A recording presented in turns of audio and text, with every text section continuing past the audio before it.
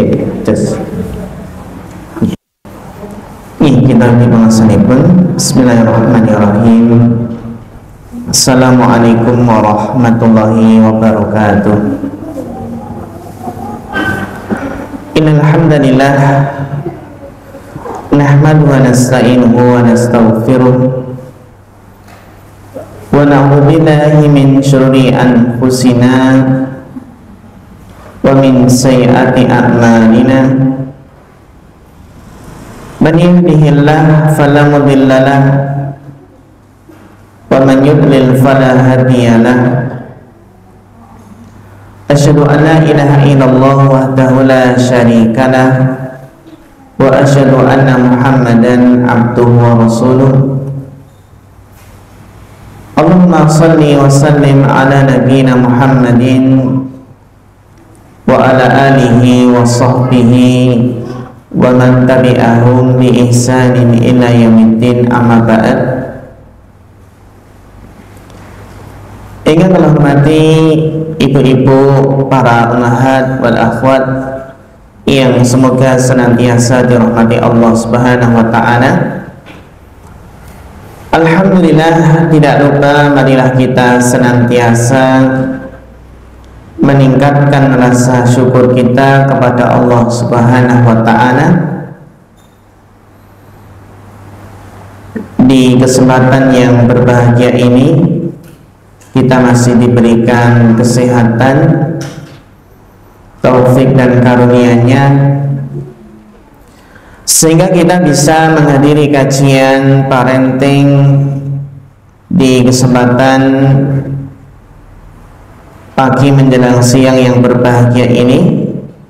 Semoga Allah berikan taufik dan kemudahannya sehingga menjadi ilmu yang bermanfaat, ilmu yang merubah kehidupan kita menjadi lebih baik dari yang sebelumnya.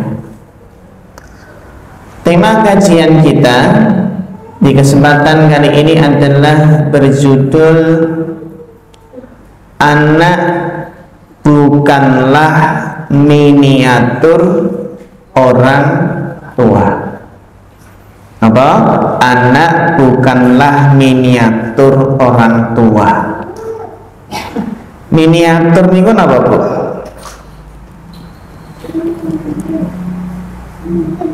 Apa itu miniatur? Bentuk kecil. Bentuk kecilnya. Jadi anak itu bukanlah replika. Replika atau bentuk kecil dari ayah atau ibunya. Namun anak itu adalah individu yang Allah ciptakan, memiliki potensi, bakat, fitrah, dan jalan hidupnya sendiri. Orang tua memang memiliki tanggung jawab dalam mendidik, mengarahkan, tapi tidak berarti memaksakan anak menjadi seperti dia. Sering kita temui dalam kehidupan sehari-hari, banyak dari orang tua yang menuntut anaknya agar sama persis seperti dirinya. Jika ada bapak, jika ayah itu seorang dokter, anak harus dokter. Jika ibu seorang guru, maka anak harus jadi guru. Padahal anak itu bukanlah miniatur, bukanlah replika dari orang tua.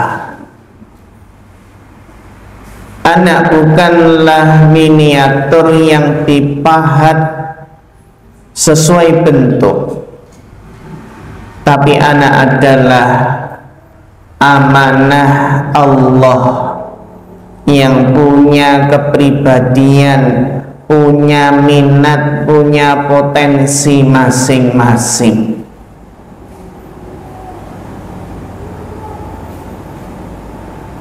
Sebagaimana dalam Islam anak itu punya fitrah. Rasulullah Shallallahu Alaihi Wasallam bersabda, "Kullu mauludin yuladu ala fitrah."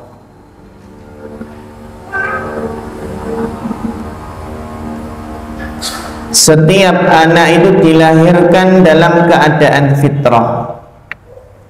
Fa'abawahu yuhawidanihi aw yunassiranihi ayumajjisanihi. Maka kedua orang tualah yang menjadikan anak Yahudi, Nasrani atau Majusi. Hadis riwayat Bukhari dan Muslim. Hadis ini menunjukkan bahwa anak itu lahir membawa fitrahnya, membawa potensinya yang siap berkembang. Nah, kewajiban orang tua adalah mengarahkan, mendidik, bukan mencetak sesuai ego pribadinya. Sehingga ibu-ibu yang dirahmati Allah, di antara kesalahan umum banyak yang tersebar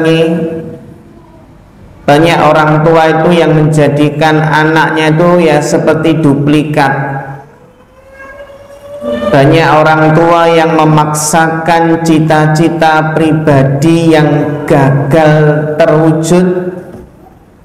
Ya, mungkin orang tuanya punya cita-cita tertentu yang gagal, tapi dia punya keinginan untuk diwujudkan oleh anak. Sehingga banyak dari orang tua yang mengabaikan bakat dan minat anak karena dianggap tidak sejalan dengan keinginan keluarga. Bahkan sebagian orang tua membandingkan anak dengan dirinya atau saudara kandungnya.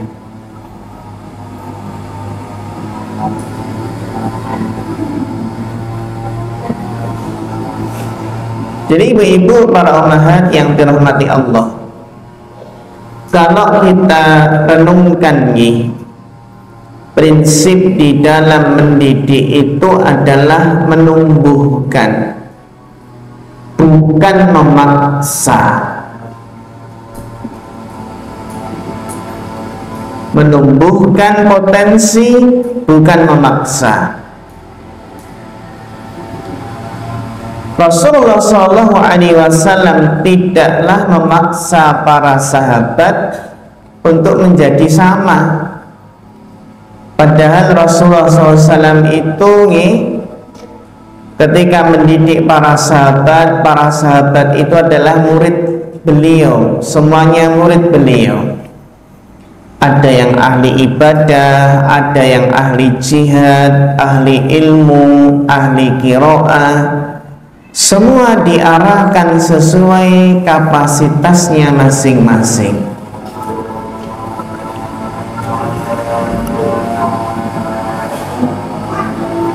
Dan kalau sampai orang tua itu memperlakukan anak sebagai miniatur dirinya, ini akan berdampak buruk, yang mana anak itu bisa frustasi karena tidak bisa memenuhi ambisi orang tuanya.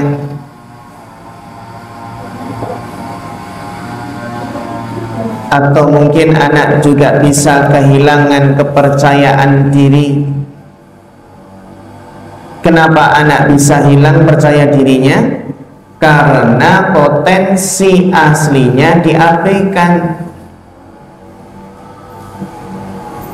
Bahkan anak itu hidupnya menjadi penuh beban karena anak menjalani jalan hidup orang lain, bukan jalan hidup dirinya sendiri. Maka yang namanya mentarbiyah, mendidik itu adalah mendidik sesuai dengan potensi.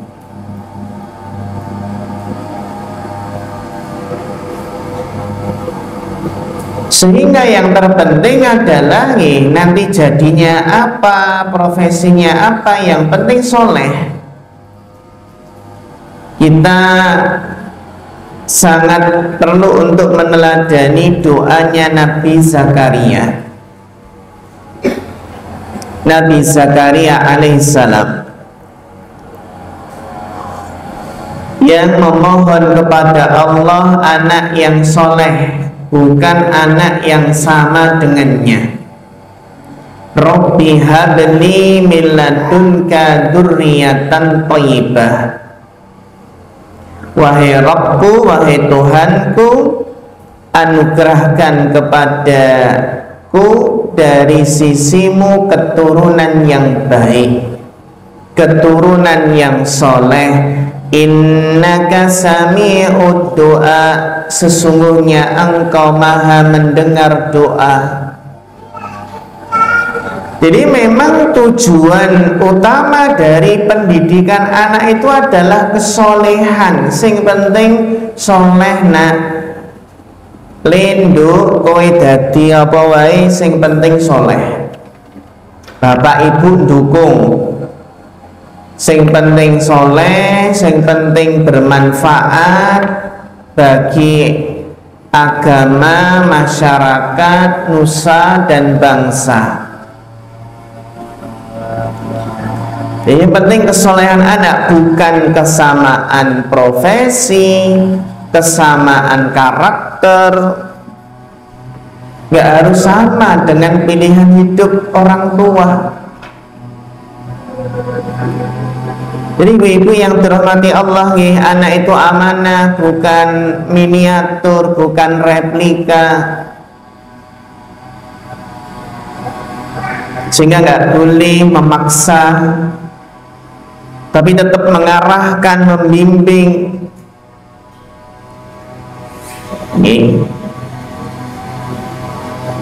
Dan ini terlebih kalau kita renungkan, setiap anak itu memiliki potensi dan bakat yang berbeda.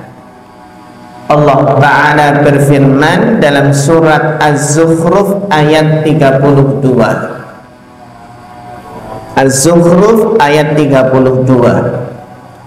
Wa rafa'na ba'dahum fawqa ba'din darajat, dan kami tinggikan sebagian mereka atas sebagian yang lain dalam beberapa derajat. Kami tinggikan sebagian mereka atas sebagian yang lain dalam beberapa derajat. Ayat ini menunjukkan bahwasannya setiap manusia diberi kemampuan yang berbeda-beda. Bakat, kecerdasan, kepribadian anak itu bisa saja sangat berbeda, jauh dari orang tuanya.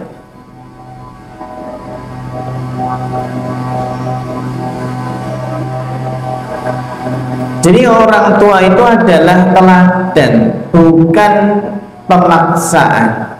Sebagai teladan, bukan pemaksaan.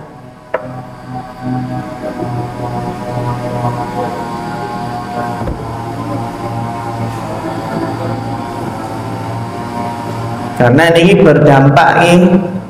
berdampak nanti mematikan potensi anak, membebani anak dengan ekspektasi yang berlebihan, bahkan melahirkan generasi yang frustasi. Yang terpenting adalah bagaimana mengoptimalkan potensi anak tersebut. Pentingnya mengenal dan mengembangkan bakat anak dari sekarang. Potensinya apa? Terlebih fase kanak-kanak itu merupakan fase keemasan dalam tarbiyah dan pendidikan. Ibaratnya masa kanak-kanak ini kan cukup lama nih, di mana orang tua itu bisa memanfaatkan waktu yang cukup lama ini untuk menanamkan dalam jiwa anak apa saja yang baik, yang positif. Karena jika masa kanak-kanak ini dibangun dengan penjagaan, bimbingan, arahan yang baik, dengan izin Allah akan tumbuh menjadi generasi yang tangguh, generasi yang kokoh. Jadi seorang pendidik ini kenapa hendaknya memanfaatkan masa tersebut sebaik-baiknya. Jangan ada yang meremehkan, oh masih kecil, bahwa anak ini masih kecil, pendidikan ya terserahlah, oh masih kecil saja.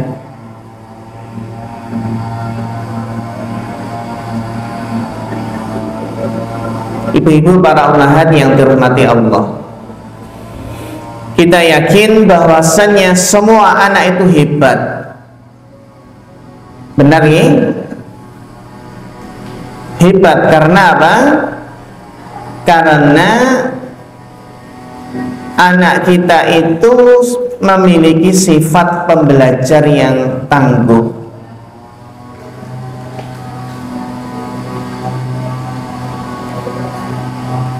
Yang ini harus dimanfaatkan dengan sebaik mungkin. Karena apa? Karena dengan mengembangkan potensi tersebut, itu akan lebih bisa terarah, lebih bisa maksimal. Jangan sampai ada orang tua yang mengatakan, aku ingin anakku seperti aku, atau mungkin aku ingin anakku melanjutkan cita-citaku yang belum tercapai, atau kalimat-kalimat yang semacam ini yang mungkin apa?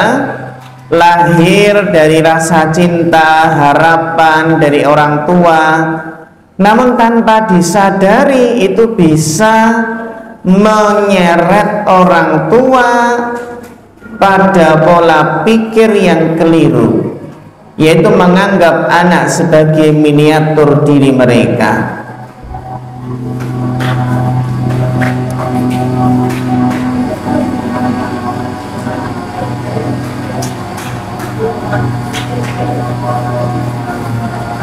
Sehingga apa? Sehingga kita lihat bagaimana di dalam surat Al-Baqarah ayat 148 Allah Ta'ala berfirman, walikulli wijhatun wa muwalliha fastabiqul khairat. Bagi setiap orang itu ada tujuan yang menjadi arahnya, maka berlomba-lombalah dalam kebaikan. Jadi ayat ini memberikan pesan bahwa setiap orang, termasuk anak-anak, itu punya arah, punya jalan kebaikan sendiri, yang mana orang tua itu membimbing dan mengarahkannya.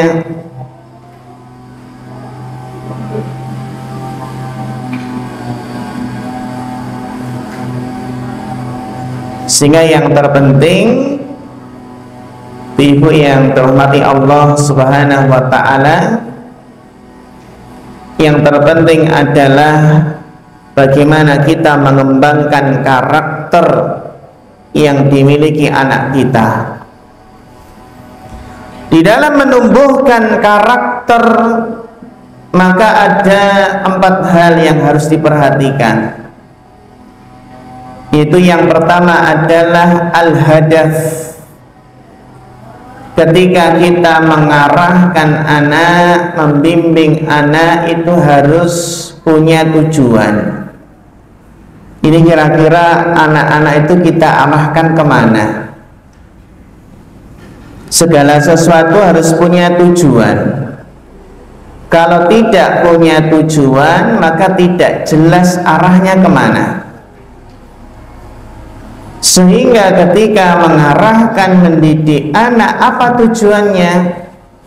Ya tergantung objeknya yang kita didik. Kalau kita didik itu adalah manusia, ya tujuannya kenapa manusia diciptakan. Yang namanya tujuan itu harus sinkron dan selaras. Ketika manusia itu diciptakan di dunia agar beribadah dengan baik dan benar, maka setiap pendidikan yang kita ajarkan kepada anak harus mengarah bagaimana anak tersebut menjadi taat kepada Allah.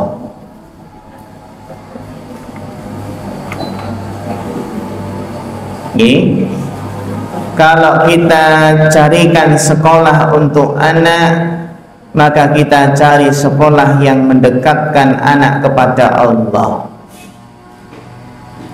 Ketika cari les-lesan, maka cari les-les yang mendekatkan anak kita kepada Allah. Ketika membelikan buku untuk anak, cari buku-buku yang akan mendekatkan anak kepada Allah. Bahkan ketika kita memberikan fasilitas kepada anak, maka carilah fasilitas-fasilitas yang mendekatkan anak kepada Allah. Sehingga ketika kita mengambil keputusan yang berkaitan dengan pendidikan anak, maka kita kaitkan bagaimana anak menjadi dekat kepada Allah. Ini apa? Ini tujuan utamanya untuk ibadah. Sebagaimana tujuan manusia diciptakan di muka bumi ini untuk menjadi khalifah di muka bumi, memakmurkan bumi Allah.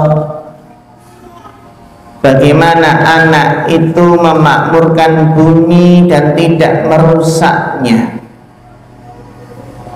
Seandainya kita tahu bahwa gadget ini akan merusak, maka ya tidak kita belikan dulu. Ini tujuan.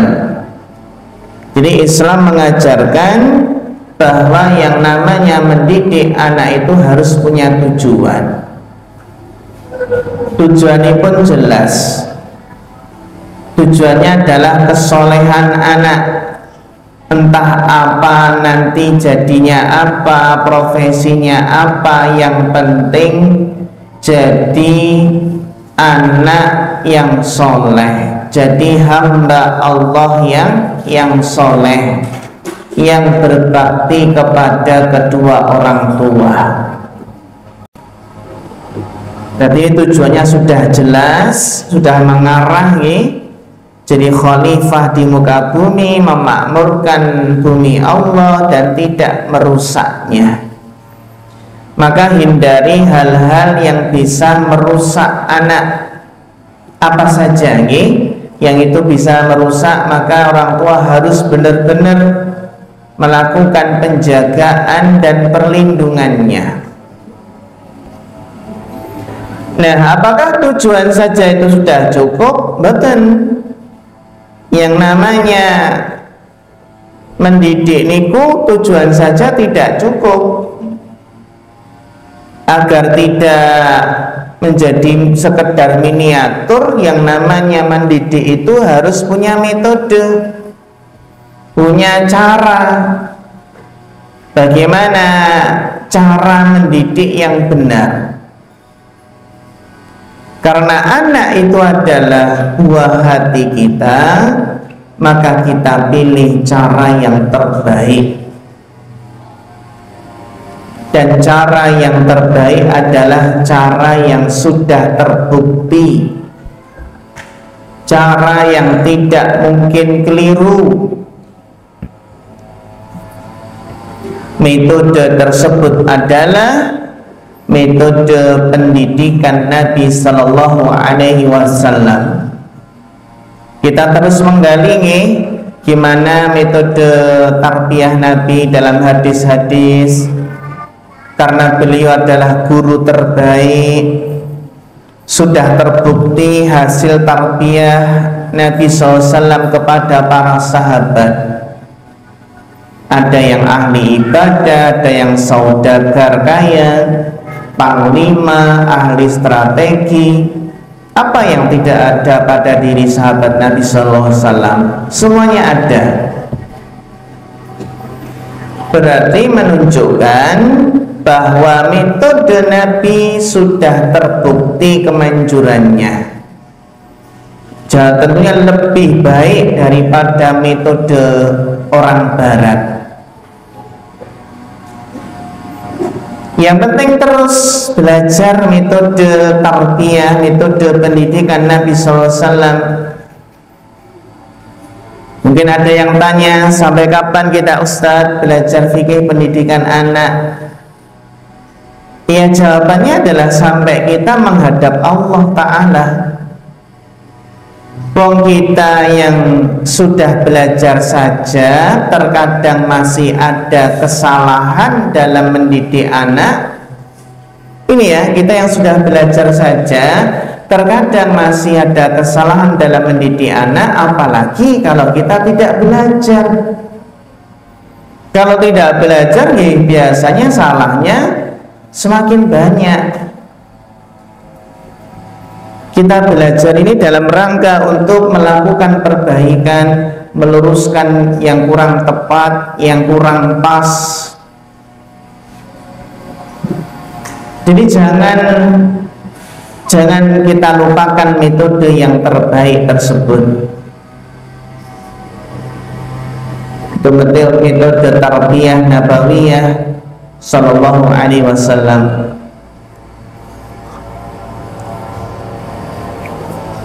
Kalau sudah ada tujuan dan sudah ada metode atau caranya, maka yang ketiga adalah materi. Kira-kira materi apa saja yang kita ajarkan kepada anak-anak? Sebelum kita mengajarkan suatu materi kepada anak, maka kita pikirkan apakah materi tersebut bermanfaat atau tidak.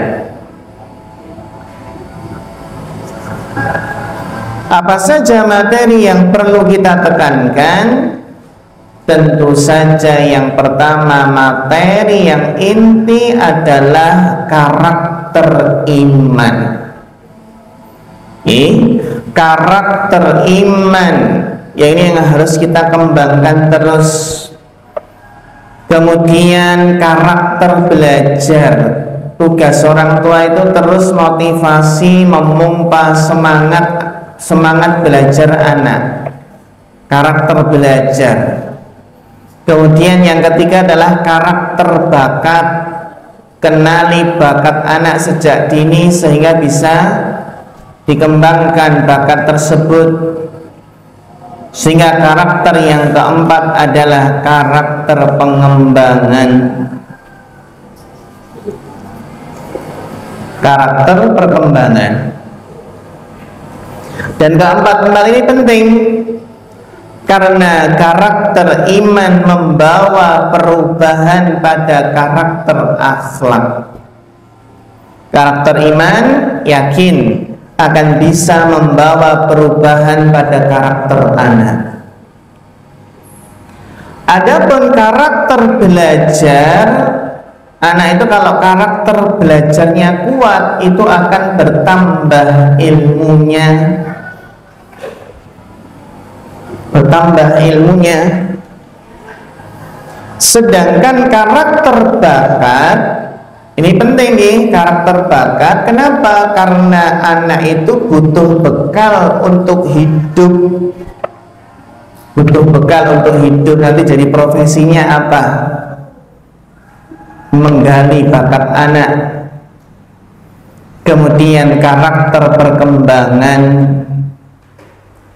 yang harus diperhatikan fase-fasenya. Umur segini fase perkembangannya apa, yang cocok seperti apa. Jangan dipukul rata. Yang namanya mendidik anak itu harus diperhatikan tingkat usianya. Nah, setelah kita punya tujuan, punya metode atau cara, kemudian sudah paham materi apa saja yang kita ajarkan, kemudian yang keempat adalah menerapkan skala prioritas. Menerapkan apa? Skala prioritas. Nah,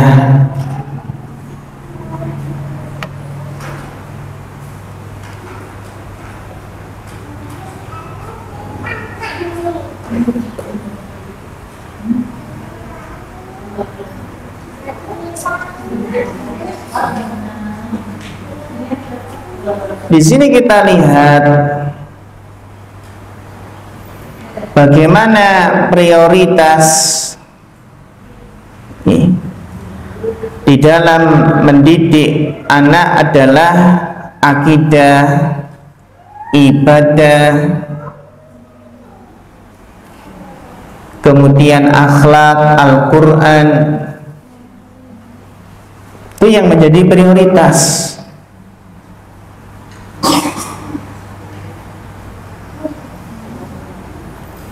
Sehingga ibu-ibu yang dirahmati Allah Subhanahu wa ta'ala, ini yang harus kita perhatikan, bagaimana anak itu adalah amanah, bukan milik kita secara mutlak. Nih, karena apa? Karena itu adalah titipan. Jadi yang namanya amanah itu kan jangan harus apa, tidak harus menjadi copy paste orang tua. Dia punya jiwa merdeka yang nanti akan dimintai pertanggungjawaban di hadapan Allah Subhanahu wa ta'ala.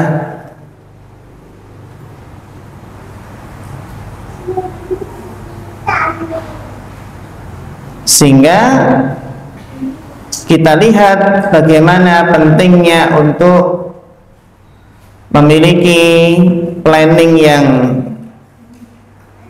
pas, yang tepat. Anak bukan tiruan kita, tapi amanah. Tugas kita membimbing, bukan memaksakan.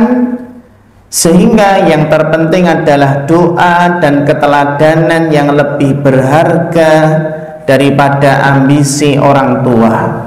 Dibiarkan anak itu tumbuh sesuai fitrahnya menuju ridha Allah Subhanahu wa ta'ala.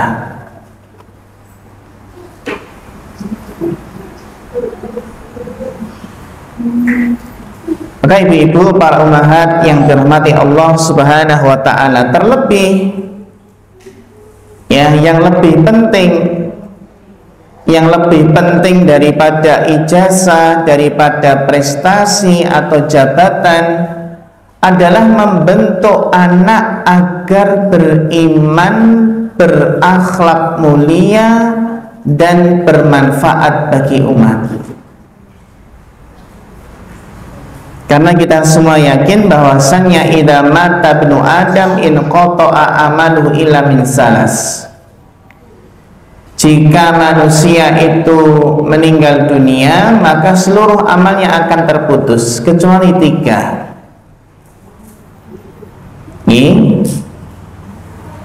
Kecuali 3, yaitu awaladin sholihin yad'ulah. Salah satunya adalah anak soleh yang itu rajin atau senantiasa mendoakan kedua orang tuanya. Maka ini jadi sesuatu hal yang sangat penting untuk kita sadari bersama, menyadari perbedaan karakter anak. Yang penting itu kan fastabiqul khairat, berlomba-lomba dalam kebaikan, menunjukkan bahwa setiap individu anak itu punya arah dan potensi masing-masing. Jadi yang terpenting adalah bagaimana mendidik dengan penuh kasih sayang. Innallaha rafiqun yuhibbur rifqa fil amri kullih. Sesungguhnya Allah itu maha lembut dan mencintai kelembutan dalam segala urusan. Karena ya mau pendidikan yang keras, apalagi memaksa anak menjadi miniatur orang tua, justru kadang menimbulkan luka batin. Tapi kalau dengan kelembutan, kasih sayang, potensi tersebut akan berkembang lebih sehat. Betul nek ditarget pokoknya kamu harus peringkat 1, nilaimu pokoknya harus 100 terus. Jadi pentingnya mengarahkan dengan menjadi teladan, bukan menjadi cetakan.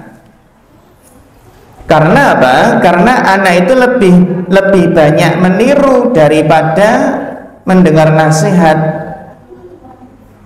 Sehingga orang tua sebaiknya menjadi teladan akhlak, bukan sekedar kita pencetak profesi. Jadi yang terpenting kita berikan ruang dialog, musyawarah. Seringkali kan orang tua itu menganggap anak harus patuh, sehingga tanpa diberi ruang bicara.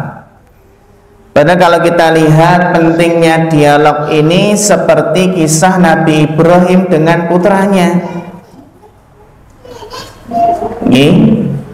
Ya bunayya inni ara fil manam anni abbahuka fandur madza tara. Kita lihat bagaimana dialog musyawarah Nabi Ibrahim dengan putranya. Ya bunayya, wahai anakku, wahai ananda, dengan panggilan yang lembut. Inni ara fil manam, sesungguhnya aku melihat dalam mimpi. Anni adbahuka, bahwa aku menyembelihmu.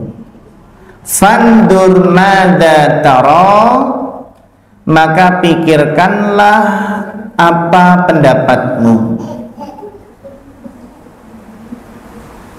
Ini menunjukkan bahwa anak berhak menyampaikan pandangan dan orang tua harus menghargainya.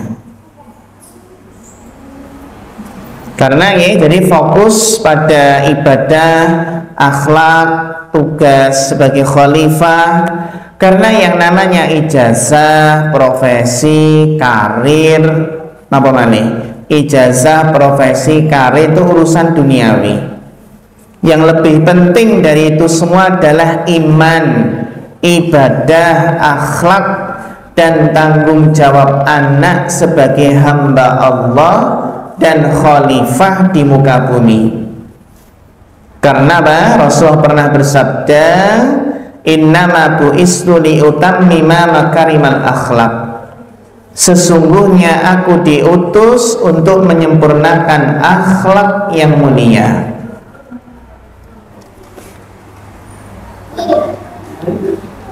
Jadi yang penting adalah solusi praktisnya kenali potensi anak sejak dini, perlu observasi minat, bakat, gimana gaya belajarnya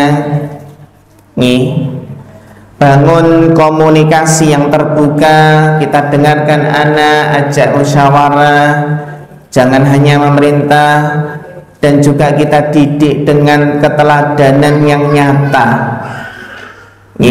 Fokus pembentukan iman, akhlak, karena ini menjadi bekal anak hidup di dunia dan di akhirat. Dan yang terakhir, doakan anak dalam setiap sujud. Jadi seorang ibu itu memang seharusnya tidak letih. Jangan sampai letih, lelah, terus berhenti mendoakan anak, tapi terus doakan anak itu dalam sujud-sujud kita, karena doa orang tua itu mustajab. Gitu nih. Jadi anak ini adalah amanah, bukan miniatur. Mereka adalah generasi penerus yang harus menemukan jati diri sesuai fitrah dan hidayah Allah. Adapun orang tua berperan sebagai pembimbing, pengarah, dan teladan, bukan pemaksa. Semoga Allah menjadikan anak-anak kita generasi yang soleh dan solehah, berilmu, berakhlak mulia, dan bermanfaat bagi umat serta nusa dan bangsa. Demikian, mudah-mudahan bermanfaat.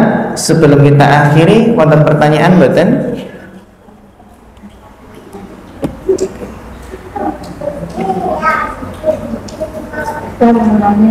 Monggo. Bagaimana kita menghadapi anak yang kalau sekolah anak itu bingung, ceritanya ya bingung. Dikira-kiranya sedikit itu langsung emosi gitu. Yang kalau marah apa? Langsung emosi.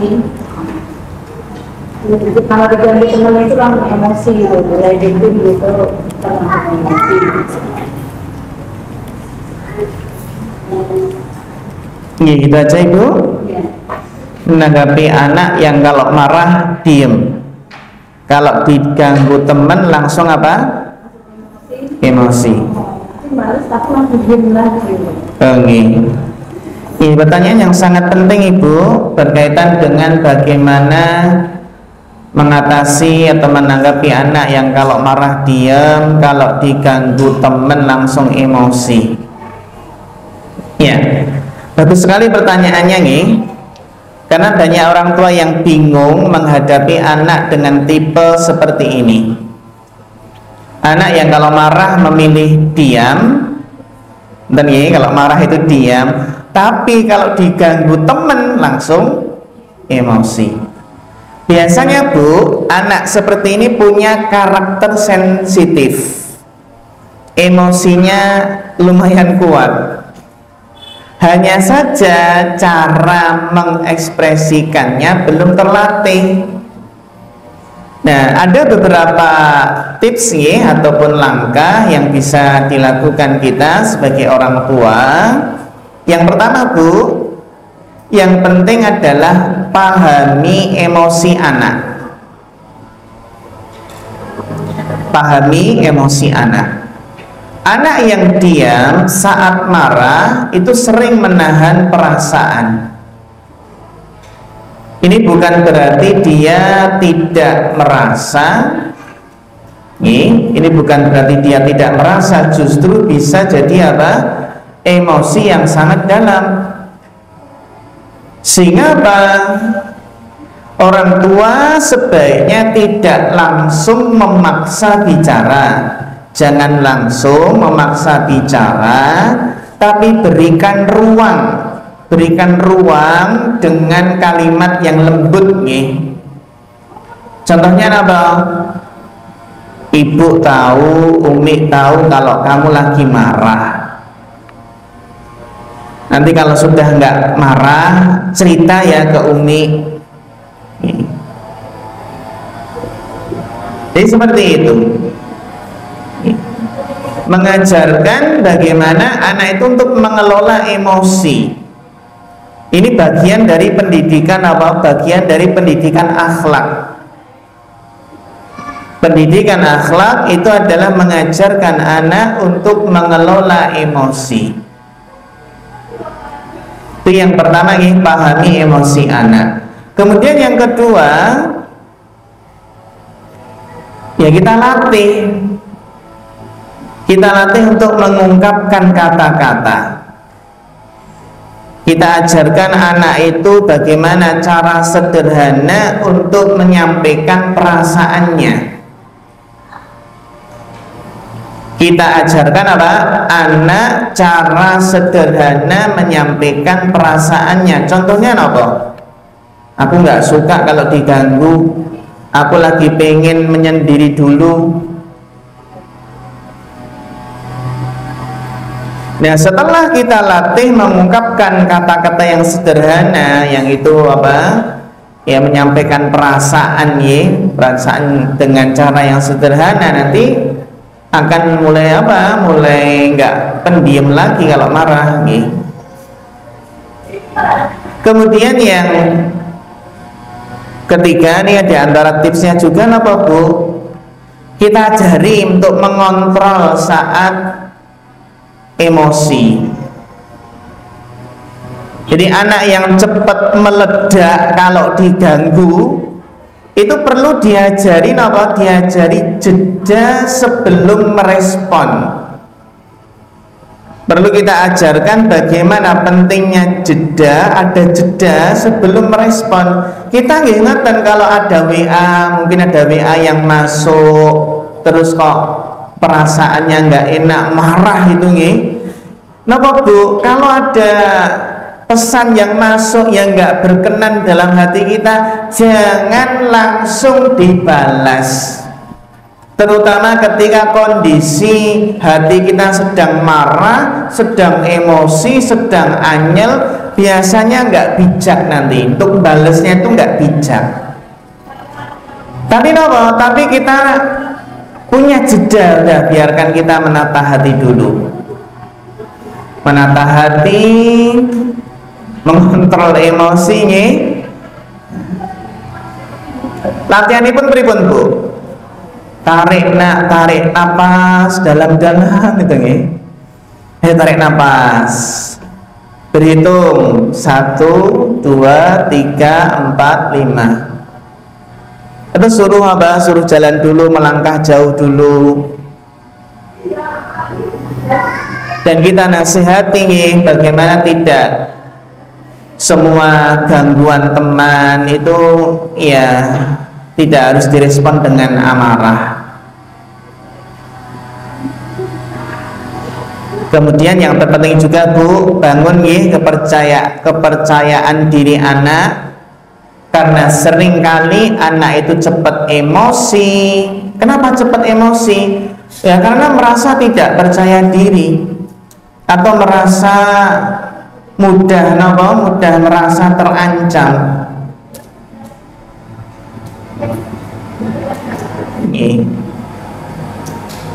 Jadi kita bangun kepercayaan dirinya. Kita berikan pujian kalau bisa mengendalikan diri. Masya Allah, nah, kamu bisa mengendalikan diri. Dan berikan apa? Keteladanan. Berikan apa, Bu? Keteladanan. Anak itu perlu belajar mengelola marah, mengelola emosi dari orang tuanya.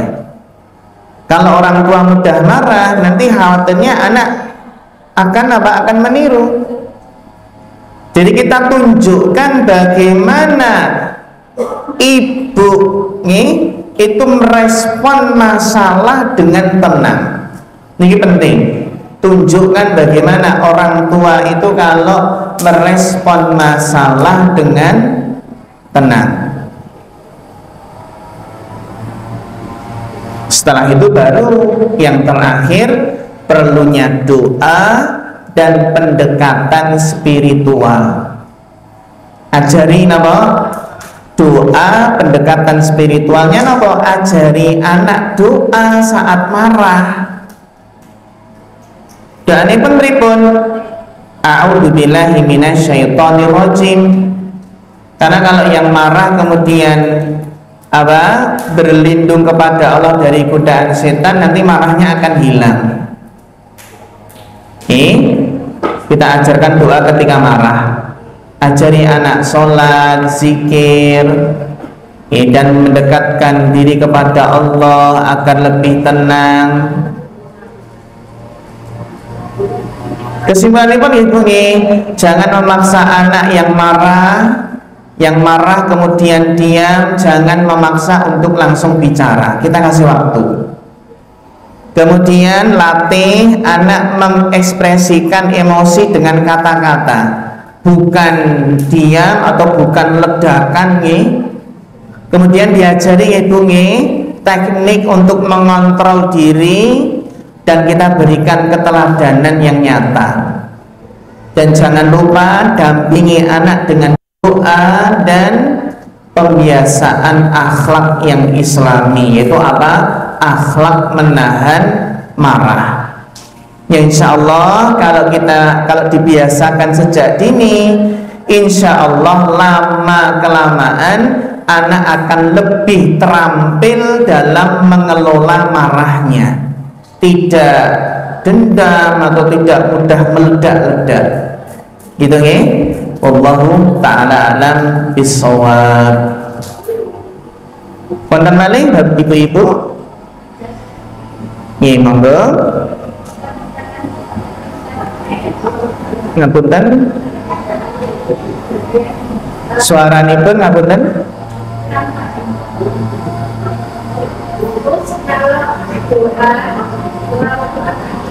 Nggih. Namanya di dalam Allah bisa, Allah bisa. Pertanyaan bagus nih. Apa hukumnya kita mendoakan anak kita dan kita sebutkan namanya dalam sujud kita? Boleh tidak? Boleh tidak, Bu? Boleh nggih? Ini juga Masya Allah pertanyaan yang sangat bagus karena tentunya banyak orang tua yang ketika sujud ini ingin mendoakan anaknya. Ketika sujud ingin mendoakan anaknya secara khusus dengan menyebut nama. Ya perlu kita pahami, memang benar sujud itu adalah tempat doa yang sangat mustajab. Sebagaimana sabda Nabi, aqrabu ma yakunul 'abdu min rabbih wa huwa sajid. Ya, keadaan yang paling dekat antara hamba dengan Rabb-nya adalah ketika dia sujud. Fa'aksirud doa, maka perbanyaklah doa. Dan boleh mendoakan kebaikan untuk diri sendiri, keluarga, dan anak-anak. Nah, para ulama fikih ini menjelaskan menyebutkan nama seseorang untuk didoakan itu adalah hukumnya boleh.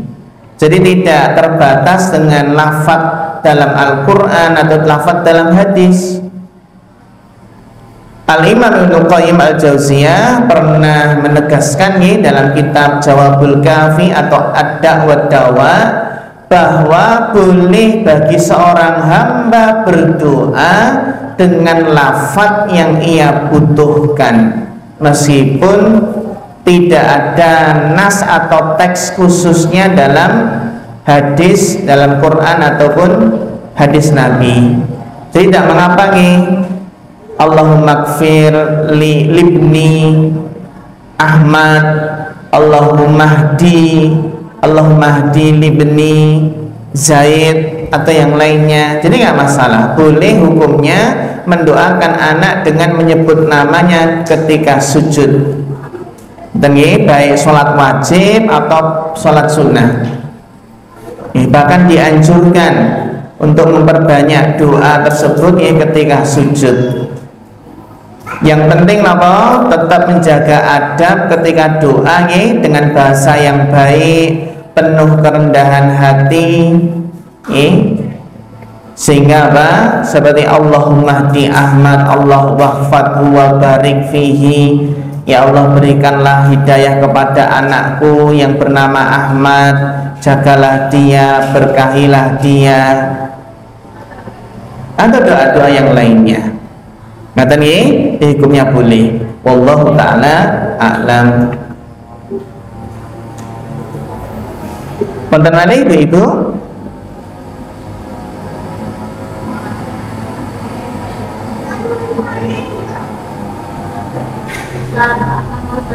Nggih, monggo. Kalau untuk anak itu sudah dewasa besar, Nggih. lihat, Nggih. mudah-mudahan mereka itu dikontrol.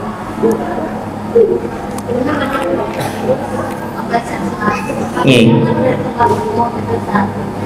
Jadi padahal dulunya itu lingkungannya kontrol, macam-macam tidak mengenal istilahnya cinta dari Tuhan. Iya. Terus aku kuliah bergaulnya dengan orang-orang yang beda, lingkungan yang beda. Kan itu adalah teman-teman itu ngajar beliau saja. Yang kadang-kadang kita marah, itu kan tergantung dengan lingkungannya. Kalau kita Iya. tidak sama kita. Nggih. Kalau anaknya yang dulu tidak terkendali, tapi bukannya yang baru. Nggih. Kita sebagai orang tua sudah menjelaskan. Tapi mungkin kan rumahnya ada yang ada Iya. kayaknya. Terus caranya kita menghadapi teman-teman kawannya, kalau kita tangkap itu, nanti mereka sembunyi-sembunyi itu. Iya. Kita contohnya sekarang mau cerita. Nggih. Diajak sama-sama kalau kita bilang tidak boleh bercampur dengan perempuannya seperti itu kan. Iya. Masalahnya seperti ini kalau tujuannya kalau kita ngomongin kayak gitu lah. Terus karena lingkungannya kan sekarang sudah berbeda dari tempat umum. Nggih. Jadi bagaimana saya sikapi menghadapi anak itu saya kalau dia tidak menghadapi dalam tidak menghadapi ataunya belakang itu kan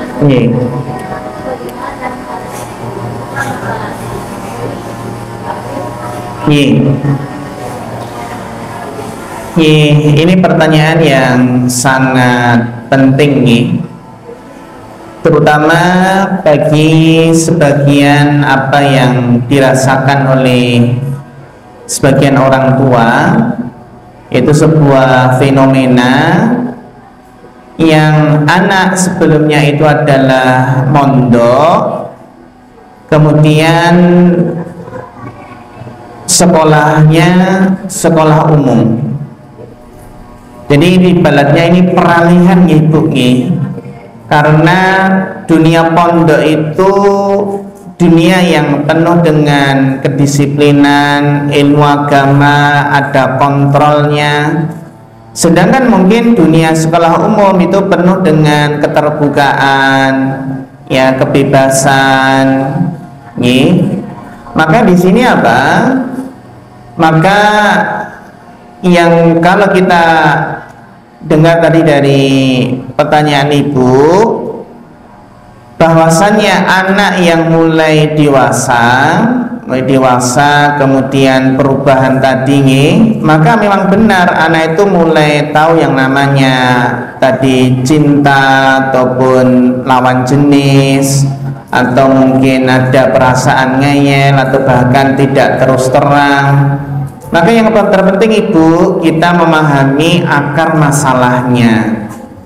Kita pahami fase usia remaja. Jadi memang remaja itu secara alami nih, terjadi perubahan hormon, ya, masa pubertas, sehingga ada rasa suka tertarik dengan lawan jenis. Dan ini memang fitrahnya. Ya, ada artinya rasa suka itu wajar, tapi perlu diarahkan, bukan dibiarkan. Harus tetap diingatkan batasan-batasan bergaul dengan lawan jenis, ya, biar tidak kebablasan. Karena memang sekarang zamannya udah kebablasan nih, banyak yang tidak memperhatikan norma-norma dan batasannya. Terlebih tadi perbedaan yang kalau di pondok suasana mungkin terjaga, di umum mungkin lebih bebas, sehingga anak ya kadang sering mengalami yang namanya konflik batin. Itu konflik batinnya apa? Konflik batin antara ilmu yang diperoleh ketika mondok itu apa? Melawan dorongan pengaruh luar, pengaruh teman, dan dorongan fitnah syubhat dan fitnah syahwat, dorongan hawa nafsu. Itu yang perlu kita pahami. Sehingga yang terpenting Ibu tetap menjaga komunikasi yang intensif, terus pemahaman. Ibaratnya kita sebagai orang tua itu ya mengarahkan, dan tidak sekedar melarang. Kalau melarang itu juga harus berikan solusi sehatnya bagaimana. Karena kalau sekedar melarang itu kadang anak ya ngeyel, kadang sembunyi-sembunyi. Intinya solusi praktisnya adalah tetap Bu, pendekatan, pemahaman, bukan hanya larangan, bukan hanya ini haram, tapi kita jelaskan dengan ya dalilnya atau logika yang sehat. Kita jelaskan dengan logika yang sehat. Contohnya pun pripun, ya namanya pacaran itu itu menjerumuskan kepada zina. Pacaran itu merusak fokus belajar. Betapa banyak hati yang terluka, bahkan dosa, kan katanya. Sehingga apa? Tetap Ibu berikan jalur alternatif yang halal. Arahkan anak itu untuk kegiatan positif, fokus untuk belajar, menghafal. Ini kita perkuat, yang namanya itu nggak perlu pacaran, yang namanya jodoh itu kan nggak akan tertukar. Intinya tetap bangun komunikasi yang hangat, jangan terlalu keras, nanti khawatir anak malah takut curhat akhirnya sembunyi-sembunyi. Tapi jadilah Bu? Jadilah tempat curhat yang aman. Agar anak tidak lebih percaya teman daripada orang tua. Kita orang tua berusaha jadi tempat curhat yang aman, agar jangan sampai anak itu lebih percaya teman daripada orang tua. Dan perlu mungkin kita tanyakan dengan sabar, gimana nak, apa yang kamu rasakan nak, kenapa kok sembunyi-sembunyi, kenapa nggak terus terang. Tapi tetap Ibu benar sekali, tetap harus ada ketegasan, boleh hangat, ramah, tapi tegas, tidak terlalu longgar. Jadi tetap kita arahkan, kita bangun lingkungan yang kondusif, yang mendukung, terutama pergaulannya, teman-temannya. Kita dorong Ibu agar anak itu punya teman yang soleh, teman yang rajin ngaji, menghadiri majelis taklim, dan kita tanamkan izzah, kebanggaan. Jadi apa? Jadi mantan santri yang tetap istiqomah meskipun sekolah di umum. Yang kita citakan, kita ceritakan bagaimana kisah para ulama muda ya, seperti Ibnu Abbas, Imam Syafi'i yang menjaga kemuliaan dan kehormatannya sejak muda. Itu beberapa apa, jadi pentingnya napa Bu, pendekatan spiritual, perkuat napa kesadaran muraqabahnya, merasa diawasi Allah. Dan ampun kesupen doakan Bu nggih, Allahumma qfid qalbi wa qalba waladi minal fitan. Ya Allah, jagalah hatiku dan hati anakku dari fitnah. Kata nggih, wallahu taala alam bissawab. Ya, makatan ya ibu-ibu ingkang saged kita bahas ing kesempatan menika, mugi-mugi bermanfaat. Wonten kirangipun yang pangapunten. Fa akhirul kalam, wassalamualaikum warahmatullahi wabarakatuh.